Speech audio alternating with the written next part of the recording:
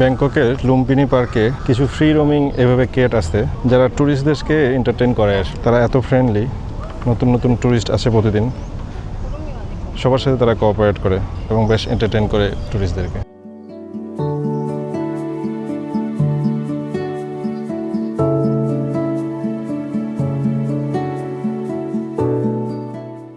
এই লুম্পিনি পার্ক হলো ব্যাংককের একেবারেই মাঝখানে। খুব সুন্দর একটা পার্ক।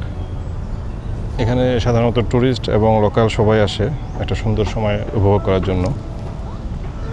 এখানে কিছু লিজার্ড ছাড়া আছে আর এই ধরনের কিছু ক্যাট।